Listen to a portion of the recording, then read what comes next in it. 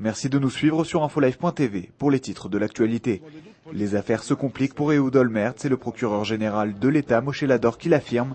Le Premier ministre israélien aurait reçu à plusieurs reprises des sommes d'argent des mains de l'homme d'affaires américain Maurice Talansky. Les transactions auraient eu lieu non seulement en Israël, mais également à l'étranger, en marge de réunion entre les deux hommes concernés. Ces accusations viennent en tout cas contredire les propos du conseiller juridique de l'État Menny Mazouz, qui avait estimé ce lundi qu'il serait difficile de faire inculper Ehud Olmert. Pour la seconde fois en l'espace de quelques jours, le ministre de la Défense Ehud Barak a rencontré le médiateur égyptien Omar Suleiman. Cette fois-ci, l'entretien s'est déroulé à Sharm el-Sheikh, où s'est tenue jusqu'à hier la conférence économique du Moyen-Orient.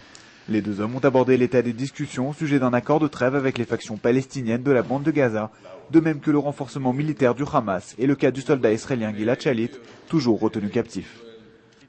Réagissant à une information révélée dans les colonnes du journal Le Figaro, le chef de la diplomatie française, Bernard Kouchner, a fait part ce lundi de contacts avec le Hamas.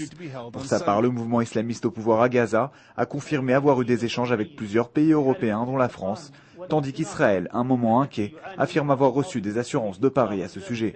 Il semble donc que cette annonce n'ait pas provoqué l'incident diplomatique escompté, Israël comme la France ayant plutôt tendance à minimiser la portée de ces déclarations. Il s'agit d'une information autorisée à la publication. Le mois dernier, Tsahal a procédé à l'arrestation dans la bande de Gaza d'un Palestinien membre du Hamas qui venait d'achever un entraînement en Iran.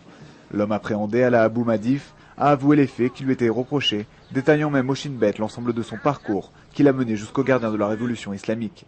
Cette nouvelle a confirmé les inquiétudes d'Israël qui craint que l'Iran ne soit déjà solidement implanté dans les territoires palestiniens. On termine avec Arkady Gaïdemak. Le milliardaire russe est accusé par la police israélienne d'une affaire de blanchiment d'argent qui impliquerait la banque Hapoalim.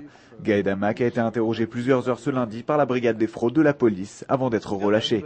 La somme blanchie avoisinerait les 52 millions de dollars et proviendrait d'une entreprise de phosphate au Kazakhstan. Enfin, comme chaque jour, retrouvez toute l'actualité du sport israélien avec notre journal des sports. C'est la fin de ce flash. Merci de nous suivre sur infolive.tv.